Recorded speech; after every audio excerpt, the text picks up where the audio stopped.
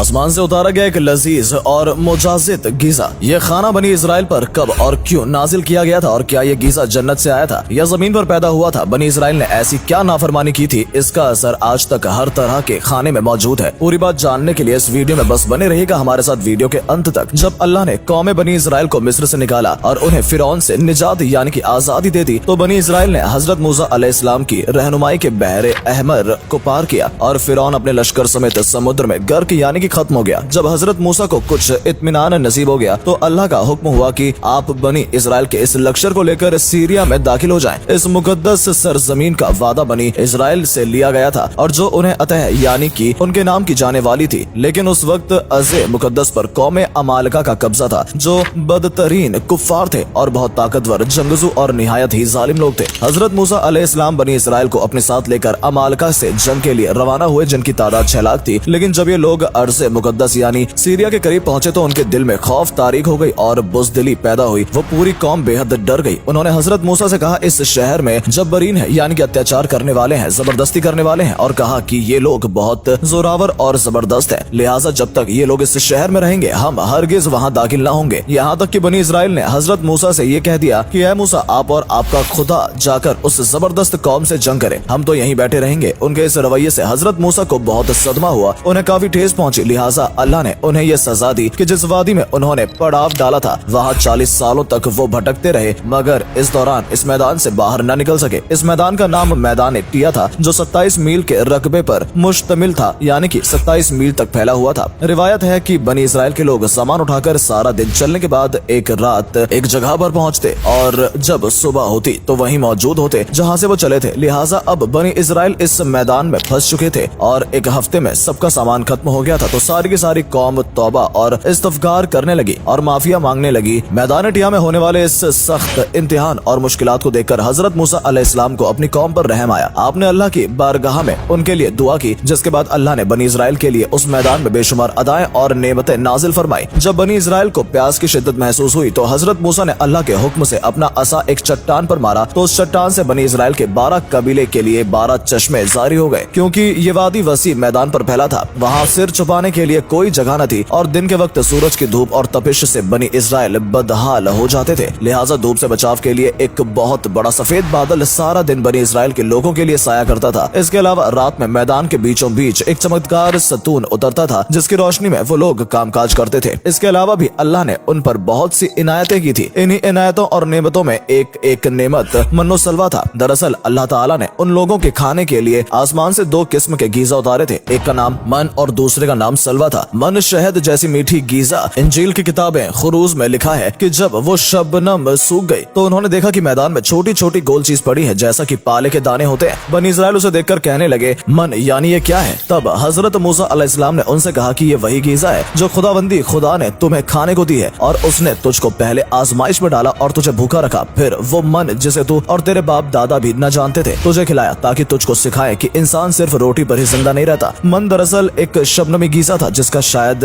जायका शहद जैसा था। ये गीजा वहाँ के पेड़ पौधों के पत्तों पर जमा हो जाता था और बनी इसराइल रोज उसे सुबह सवेरे जमा करके खा लेते थे, जो हर शख्स के लिए तकरीबन 4 किलो उतरती थी। जो शख्स उस वक्त सोया रहता था वो उस दिन के खुराक से महरूम रहता था। और सलवा एक किस्म का परिंदा था जिसे बटेर कहते हैं। जब शाम के वक्त जुनूब की तरफ से हवाएं चलती तो उन परिंदों के हुजूम बनी इसराइल के खेमों के करीब आकर बैठ जाते। लिहाजा वो लोग उन्हें बासानी पकड़ लेते हैं और भूनकर खाया करते। मनो सलवा ऐसा खाना था जो इंतहाई आसानी से हजम हो जाता था। रंग, खुशबू और जायके में वो बेमिसाल था। इसके अलावा बनी इसराइल पर अल्लाह की तरफ से ये मौजज़ा हुआ कि उनके बाल और नाखून बड़े नहीं होते थे, न कपड़े फटते थे, न ही मैले होते थे, और जिन बच्चों की भी पैदाइश होती उनके जिस्म पर कुदरती लिबासा होता था, जिस्म के साथ बड़ा होता जाता था। इस तरह इस वादी टिया में बनी इस्माइल मन ओ सलवा और उन चश्मों के सहारे एक बेहतरीन जिंदगी गुजार रहे थे। हजरत मूसा अलैहिस्सलाम का यह हुक्म था कि रोजाना तुम लोग मनो सिल्वा को खा लिया करो और कल के लिए हरगिज इसका जखेरा न करना। मगर बाज लोगों को यह डर लगने लगा कि अगर किसी दिन मनो सलवा न उतरा तो हम लोग इस खाली और बंजर मैदान में भूखे मर जाएंगे। चुनांचा उन लोगों ने मनो सलवा में से कुछ छुपाकर कल के लिए रख लिया। लिहाजा नबी की नाफरमानी करने पर ऐसी नहूसत फैल गई कि जो कुछ लोगों ने कल के लिए जमा किया था वो सब सड़ गया और आइंदा के लिए उसका उतरना भी बंद हो गया। लिहाजा हदीस मुबारक में रसूलुल्लाह सल्लल्लाहु अलैहि वसल्लम ने इरशाद फरमाया कि बनी इसराइल ना होता तो ना खाना कभी खराब होता और ना गोश्त सड़ता। खाने का खराब होना और गोश्त का सड़ना खाना इसी तारीख से शुरू हुआ, वरना इससे पहले न खाना बिगड़ता था और न गोश्त सड़ता था। दुनिया के मुख्तलिफ कौमों और मजहबों में भी आसमान से उतरने वाले गाजाओं का जिक्र मिलता है। बुद्ध मत के रिवायतों के मुताबिक जब दुनिया का एक चक्कर खत्म हो जाता है तो आसमान से गीजा बरसने लगती है। किसी तरह हिंदू मजहब के पुराण ऋग्वेद और अथर्ववेद में भी बादलों से शहद बरसने का जिक्र मिलता है और कदीम यूनानियों के यहाँ भी एक ऐसी आसमानी गीजा का जिक्र मिलता है जिसका जायका शहद जैसा था। यही शहद जब दरियाओं पर बरसता तो उनका रंग दूध की तरह सफेद हो जाता। हमने देखा कि खुदाए बर हक ने बनी इस्राइल की निजात के लिए समुद्र को चीरकर रास्ता पैदा कर दिया। वादी तिया में उनके लिए बादल का साया भेजा, उनके पीने की खातिर चटियल और बंजर मैदान में चश्मे जारी किए और खाने के लिए आसमान से मनोसलवा भी नाजिल किया। लेकिन इन तमाम नेमतों और राहतों के मिलने के बावजूद बनी इस्राइल के सरकस लोगों ने अल्लाह पर तवक्कल न किया। उन्होंने खुदा के मौजूजात और अपनी आंखों से देखा था, लेकिन इसके बावजूद उन्होंने खाने को अगले दिन के लिए जमा करना शुरू कर दिया। बिल्कुल इसी तरह जब हम किसी मुसीबत और परेशानी में फंसे होते हैं तो हम ये याद नहीं रख पाते कि अल्लाह ने इससे पहले हमारे लिए क्या किया और हमें कितनी नेमतें अता की थी। हम सिर्फ ये देखते हैं कि इस वक्त हम इतनी बड़ी मुसीबत में फंसे हैं। मुश्किल चाहे कितनी भी बड़ी क्यों ना हो, ये याद रखना चाहिए कि इन मुश्किलों से भी बड़ा हमारा खुदा है जिसके लिए कुछ भी नामुमकिन नहीं। इसी तरह रिस्क के खातिर हमें आने वाले दिनों की फिक्र करने की जरूरत नहीं, क्योंकि खुदावंद पर भरोसा रखने वालों को वो जरूर से रिस्क अदा करता है। अल्लाह कब किसे कहा और क्या अता करता है ये बस वही जानता है। हमें बस ये चाहिए कि उस पर पूरा एहतिमाद यानी कि भरोसा रखे। जैसा कि आपने देखा कि बनी इस्राइल ने आगे का सोचकर खाने को बचाना चालू कर दिया। उन्होंने ये नहीं सोचा कि अल्लाह जैसे उन्हें आज दे रहा है वो कल भी दे सकता है, और इसी वजह से उन्हें अगले दिन से मनोसलवा मिलना भी बंद हो गया और बचा खाना भी सड़ गया। तो दोस्तों, सबसे ज्यादा अहम चीजें जो हमें अल्लाह के करीब करती हैं वो है तकक्कुल यानी कि अल्लाह के ऊपर अंधा विश्वास। उम्मीद है आप सब मेरी इस बात पर गौर करेंगे और अपना ईमान ताजा रखेंगे। अस्सलाम वालेकुम।